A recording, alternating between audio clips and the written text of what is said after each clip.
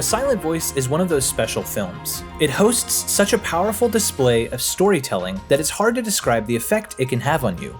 I'd wager that a few of you know what I'm talking about. The first time that I ever saw this movie, I rewatched it every night for 2 weeks straight. I was like a man possessed and could think of little else. Over time, I bought a physical Blu-ray of the movie, the digital version, and the complete box set of the manga. I've seen the film over 20 times by now, and it is layered with such complexity and detail that I feel like I learn something new about the story every time I watch it. It's captivated me in a way that few things ever have. It definitely holds a special place in my heart, and I hope that this video can shine a light on some of the aspects of the movie that I think make it such a success. To start things off, we should definitely talk about the story and the characters first.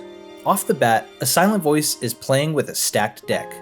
You're dealing with subjects and themes like bullying, disabilities, anxiety, depression, suicide, forgiveness, and personal growth. There is a lot of material here, and the story makes full use of it. I'll do some quick recapping, but I promise it will be worth it. There are quite a few interesting things to discover when we look at the characters. The interactions that they have with one another are expertly crafted and woven together to create a powerful drama. The unique thing that this story does is that it uses both the negative and the positive sides of the character's emotional spectrum to play off one another and to create intricate scenarios and relationships between them all. Shoko Nishimiya is a deaf girl who is bullied for her disability. All that she wants is to fit in and to make friends, and in her attempts to do so, she ends up becoming excluded and ostracized further and further. Shoya Ishida is a young and rambunctious kid who craves attention and likes playing with his friends. When Shoko appears in the classroom, she disrupts the balance and he finds her intriguing and different, and so he begins to tease and bully her. What makes this situation worse is that Shoko internalizes all of the negativity around her, automatically assuming that whatever is wrong is her fault, mostly for her disability. We don't see this in the movie, but it's because her father abandoned the family once he found out that she was deaf. That has led her to assume the responsibility of everyone's actions, because she feels like her disability is inconveniencing everyone. It's the same reason she constantly apologizes to those around her. She never gets upset at Shoya for his bullying, and this makes him get angry and even more nasty towards her because remember, he craves the attention. Getting a rise out of someone is how he derives pleasure from his teasing and bullying. You can see him succeed when he is in the class surrounded by all of his peers, where he makes his teacher angry. However, when he is with Shoko, all she does is apologize, taking the entirety of the blame upon herself. This makes him upset, and the bullying soon grows out of hand. What makes this relationship work, though, is the rich cast of supporting characters and all of their actions and reactions. It's only ever hinted at in the movie, but Ueno likes Shoya, and so when he starts giving all of this attention towards teasing Shoko, she joins in to try and get some of his attention for herself. Kawaii and Shimada are interesting because they let the bullying take place and observe it in close proximity, but they are able to keep the moral high ground by telling Shoya and Ueno to stop the teasing. The kids treat Shoko harshly and make games out of taking her hearing aids and either destroying them or throwing them away. This cost Shoko and her family a lot of money, about 1.7 million yen, or about $14,750. We know that Shoko has taken the blame upon herself for all of the other bullying, and has endured such hardship, but her mother finally intervenes and makes Shoko change schools. The school administration must save face, and so they attempt to see if anyone knows if Shoko has been bullied. The classroom needs a scapegoat, and so all of the kids turn on Shoya and now begin to bully him. However, he is unable to bear the brunt of the bullying that he had so easily dealt to Shoko, and his friends ostracize him to such a degree that he becomes an outcast. This continues through middle school, all the way to high school, and both Shoya and Shoko develop various mental health issues, the main ones being social anxiety, depression, and the consideration of suicide. The movie starts with Shoya about to jump off a bridge and kill himself, but we see that he first decides to return Shoko's journal.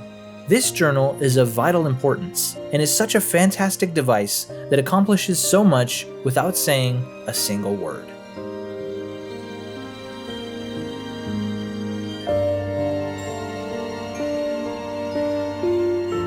When Shoko first arrives in the classroom, she removes the journal from her bag and holds it up for the other students to read. She says that it will allow her to communicate with the rest of the class. They can write something and then she can respond using the journal. It works at first, but things start to take a turn for the worse when Ueno decides to no longer use the journal because it's an inconvenience for her. The school then hires a Japanese sign language coach to teach the kids how to communicate with Shoko using hand gestures. Ueno also reacts to this by asking if it's required, saying that she would just rather write in the notebook, even though she has already given up on that method of communication. Sahara says that she would be happy to learn sign language and quickly befriends Shoko. With such a close proximity, however, Sahara also quickly becomes a target for bullying, and instead of standing up to the harassment, she changes schools, leaving Shoko alone once again. There is one thing that I find so striking about the journal and its use in the narrative. This singular object represents two diametrically opposed things to the two main characters. For Shoko, it is a lifeline. It's the easiest way for her to communicate with the outside world. For Shoya, it's a symbol of all of his regret and scorn. It reminds him of the pain he caused, and he wants nothing more than to destroy it. After giving it to Shoko, she starts reading it and he attempts to take it back and spare both of them the pain of reopening old wounds. But it gets dropped into the river. Determined to get it back, Shoko jumps in and Shoya follows. This shows us the change that Shoya has gone through just from experiencing his own form of bullying. Before, he was the one throwing Shoko's journal into a water fountain and making fun of her for going to retrieve it. But it also reiterates the fact that Shoko gave up on using the journal as a form of communicating with the other kids in her class. Once Shoya was thrown into the fountain by his own friends, he found her journal still in the water, and that is how he acquired it. Shoko had abandoned it, giving up all hope of communicating with her class, and that is why she views it as so precious once Shoya had brought it back to her. It gives her a second chance. The use of sign language in the film is obviously very important. On the surface, it's how Shoko can communicate with the rest of the world. But if you take a deeper look, the use of sign language throughout the film quickly becomes a subtle tool that helps deepen the story. Normally, the dialogue used in movies is the country of origin's native language. For this film, that would be Japanese.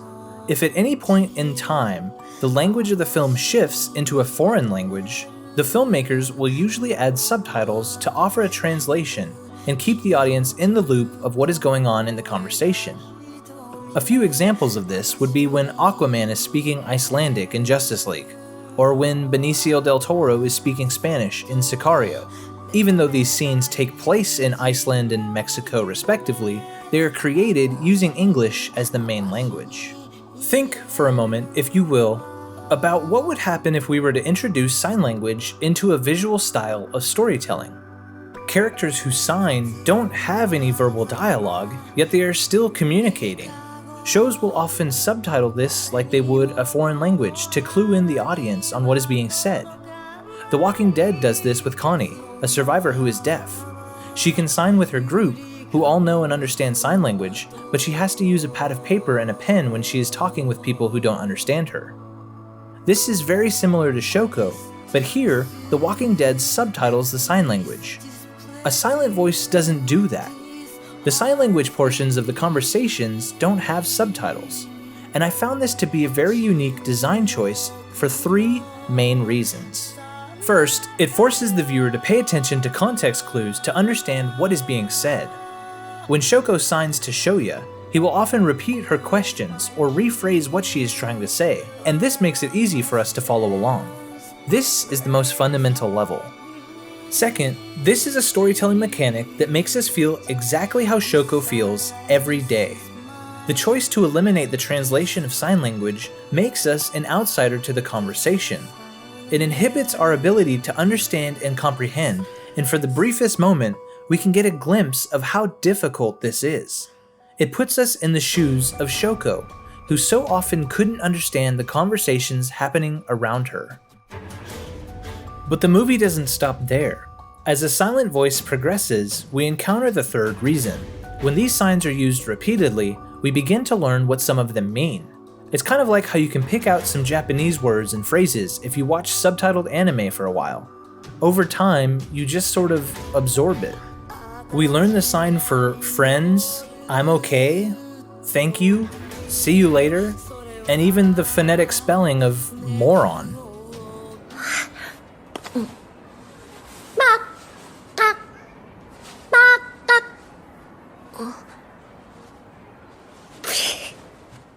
With the use of sign language, we can connect with the world of the deaf and can communicate with each other. It allows us a glimpse into a deaf world. So now I would pose the question, how will the film use its musical score to do the same thing? The music for A Silent Voice was composed by Kensuke Ushio, who worked closely with the director of the film, Naoko Yamada, and together they came up with some brilliant ideas.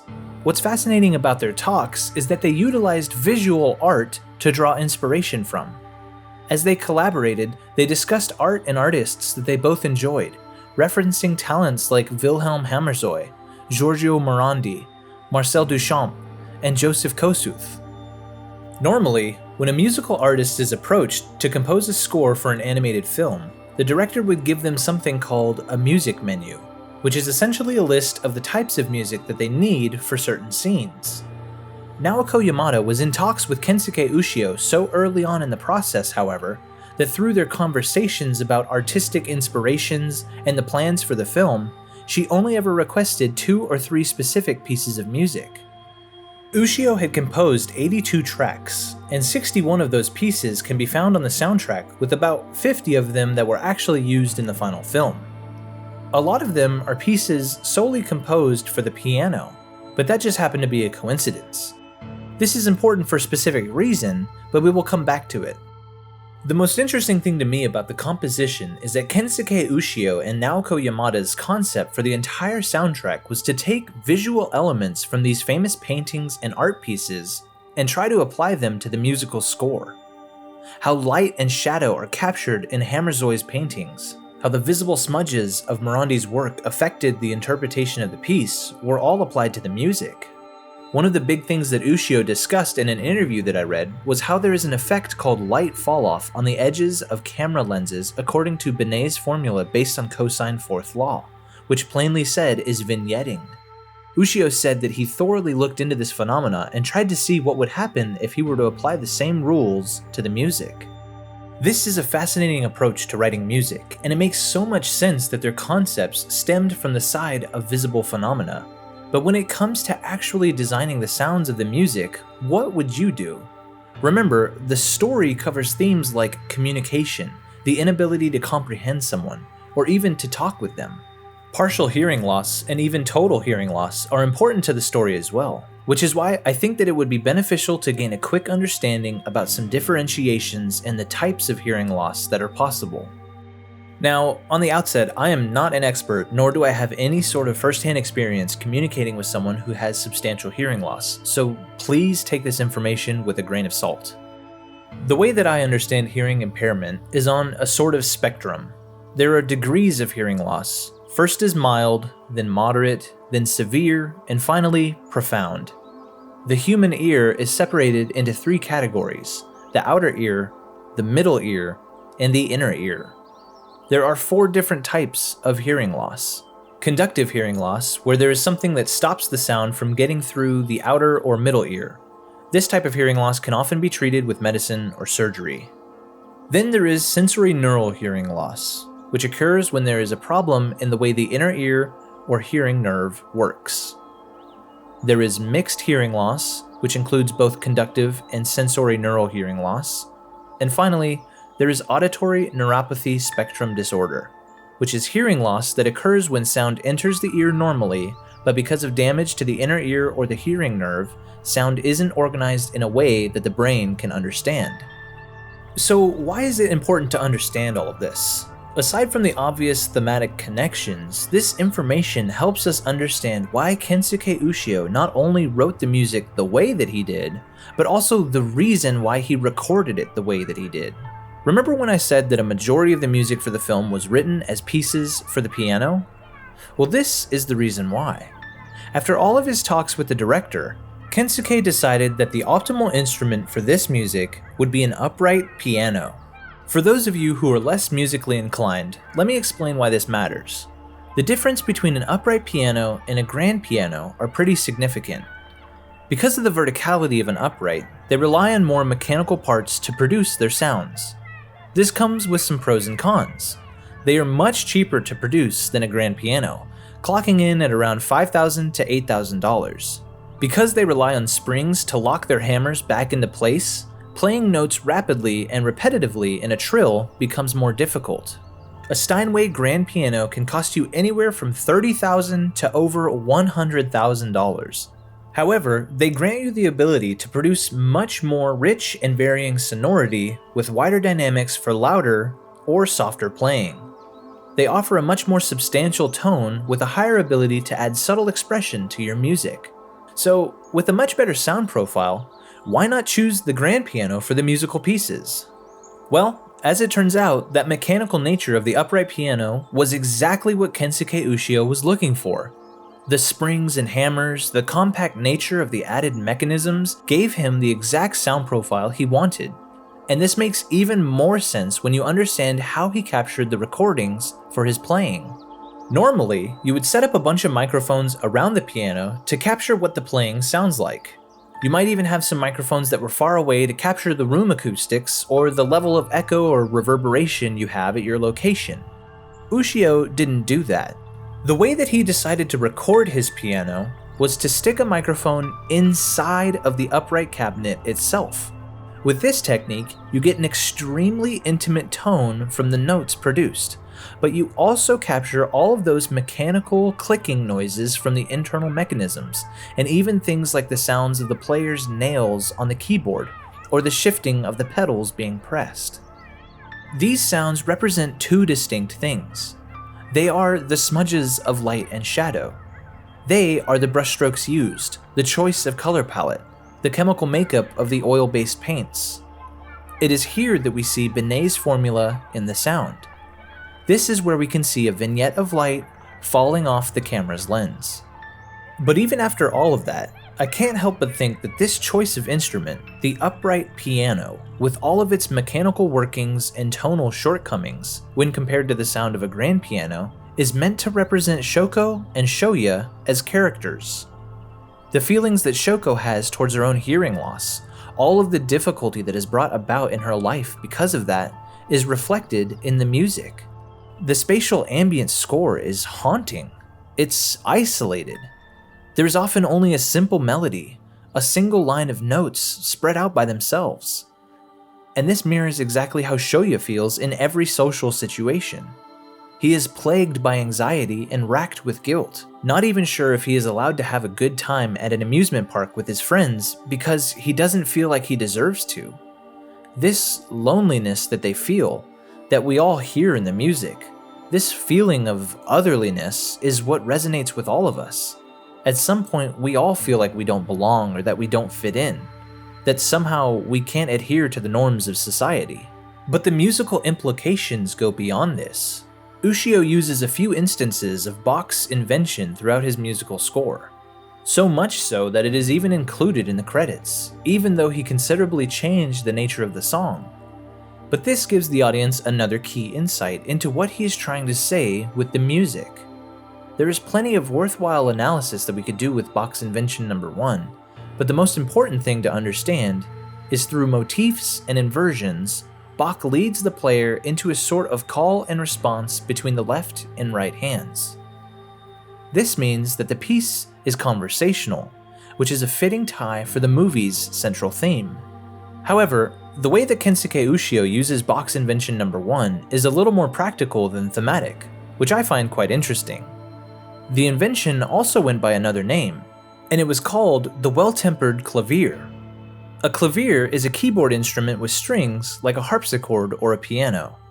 The invention was designed as a practice piece for students to really get familiar with the keyboard, but also it trains them through practice to eventually be able to write a piece of music on their own. It was for this reason that Ushio uses these melodies in the film's score. The invention has 3 distinct parts. and he and the director had already talked about the film having 3 parts, so they used the invention to mirror Shoya's journey and progress as he practiced living, eventually being able to live on his own. For me, this is a mind-blowing approach to creating the score for a film, and while I have a decent level of music comprehension, I am no expert. It's so cool to see just how much thought was put into the technical execution of the score, and that although the concepts they were trying to achieve were advanced, the music that they produced was quite simple. Kensuke Ushio had achieved the vignette of light in his sonic creation. It is simple and refined. The OST of A Silent Voice is actually called A Shape of Light, and you can listen to it and hear for yourself exactly what I'm talking about. Once the soundscape of the film had been completed, it was now time for Naoko Yamada to come through on the visual side. It's time to show you how A Silent Voice adds layers of complexity through its visual style. Let's talk about the film's cinematography.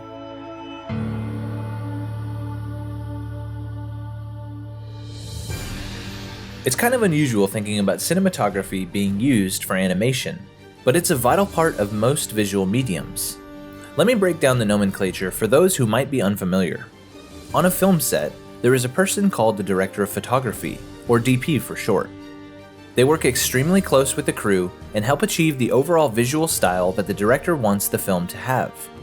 Depending on the size of the crew, they will usually operate the camera and have complete control over the lighting of the scene, the type of lens being used, the framing of the shot, the blocking of the scene, or deciding where the talent is going to stand or hit their marks, and the movement of the camera for each take. All of these elements combine into what we call cinematography. It is the visual aesthetic of the piece of media.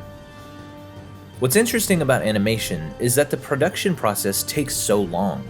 A majority of the things that cinematographers would do on a film set are impossible to do in animation.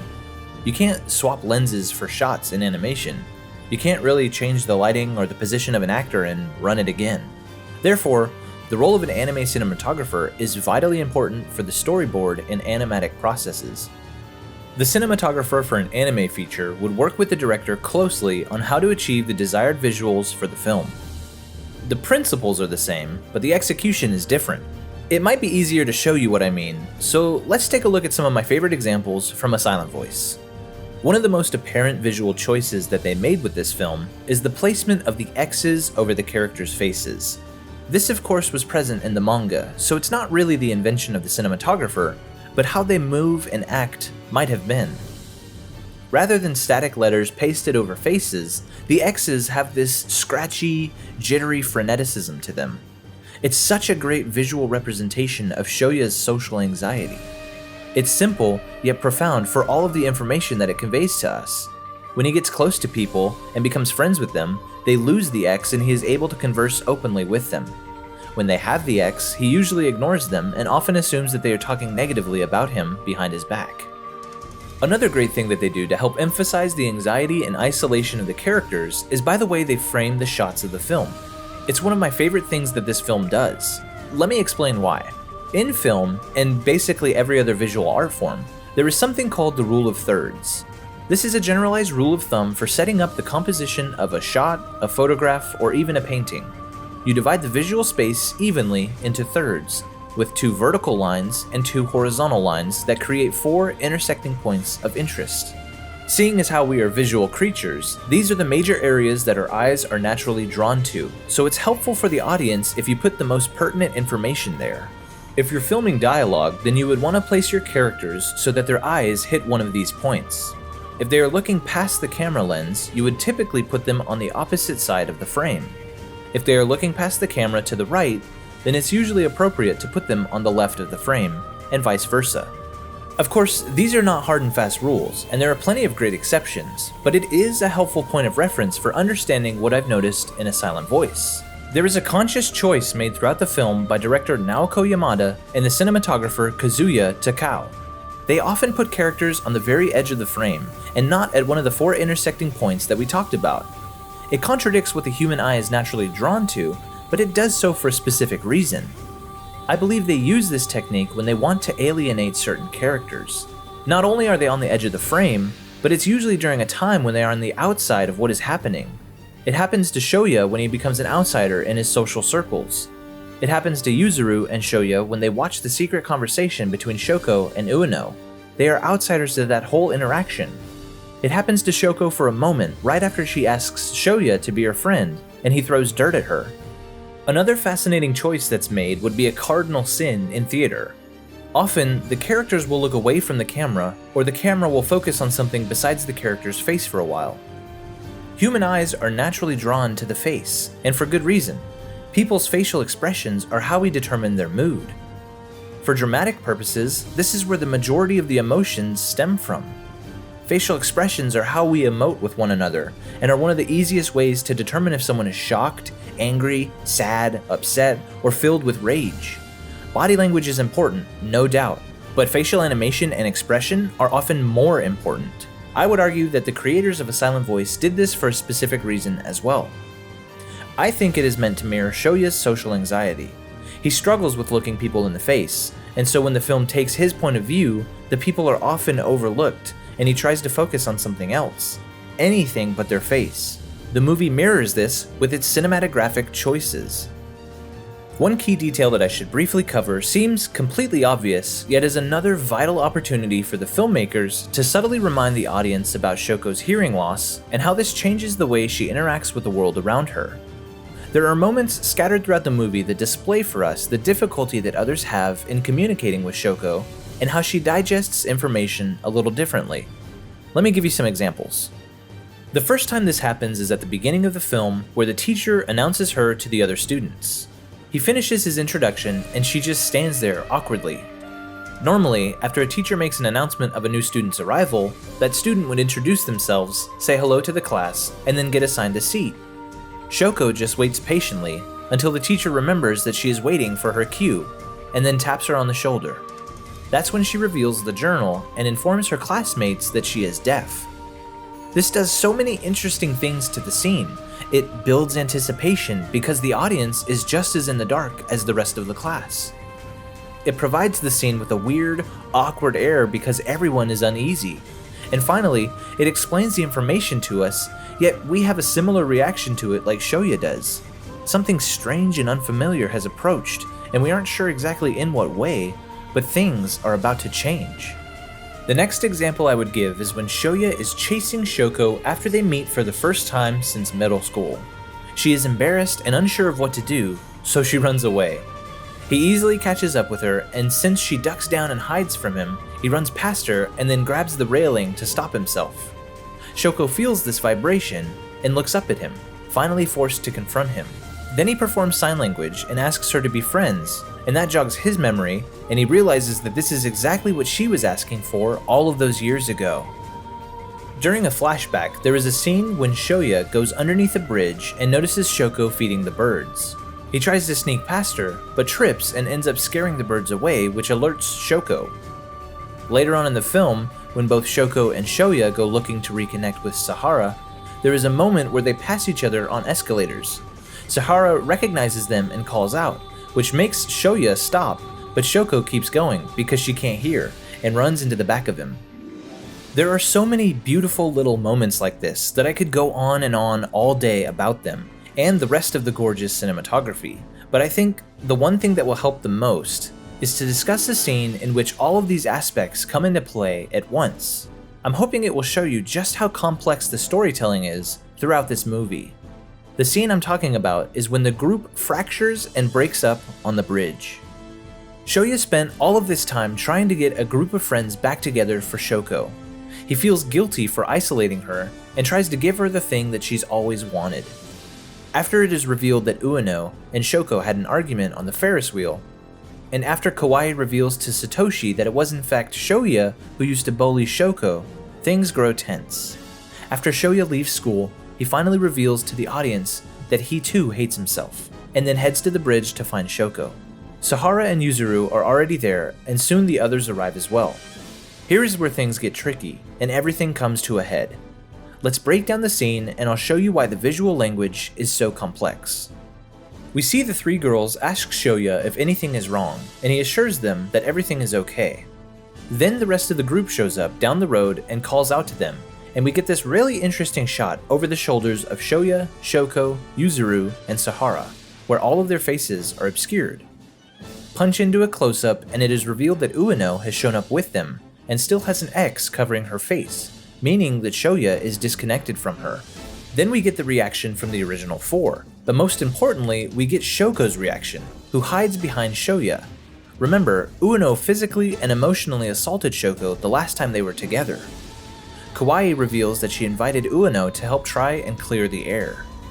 It doesn't take long for things to devolve and get way out of hand, but the way in which they are portrayed is so important. Once they start going at it, you can see Shoko ask Yuzuru for some sign language translation, but Yuzuru looks away, probably because she knows how Ueno treated her sister on the Ferris wheel. Shoko has to then rely on lip reading, but this becomes problematic, and the cinematography reflects why. Shoya soon slumps down to the ground and buries his head. Then he systematically rips apart everyone around him because he has spent years thinking about what happened to him and what fractured his own friend group. Rather than coming to the conclusion that it is Shoko's fault like Ueno, Shoya puts the blame on everyone, himself most of all. So he lashes out, but the interesting thing is that everyone's face remains obscured for the majority of the time, except for a few reactions. And this puts us in the mindset of Shoko by the end of the conflict. In this shot, we see Shoya and Yuzuru on the edge of the frame, and it's only once Shoya looks up that he realizes that something is wrong. Shoko is trying to hold together a smile, yet we can clearly see that she is upset. What we don't know yet is that Shoko has internalized all of this pain and assumes that it is her fault that the group broke up yet again. She thinks that everything would be fixed if she would just disappear.